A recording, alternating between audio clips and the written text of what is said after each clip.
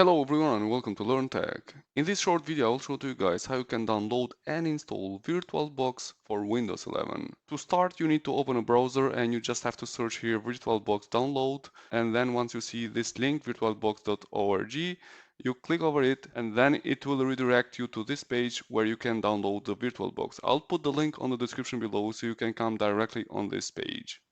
Then you will see here the VirtualBox 6.1.32 platform packages, and here you will see the options that you can download. So in our case we need for Windows hosts, so we just click over here and the download will start. If you are searching for VirtualBox the older builds, you just have to scroll down till you find VirtualBox older builds and you click over here, and now you can see the old builds of VirtualBox. You can select any one of these and you start downloading them in your computer. So once the VirtualBox is downloaded, we go to the folder of downloads.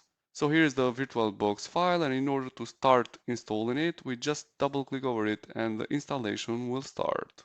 Welcome to Oracle VirtualBox Setup Wizard. We click over next. If you want to change the location where your VirtualBox is installed, you click over Browse and then you define the location, but in this case I will just keep the default location and I'll click over Next. Please choose from the options below. We'll keep all them by default and we'll click over Next. Installing the Oracle VirtualBox network in future will reset your network connections and temporarily disconnect you from the network. Proceed with installation? Yes.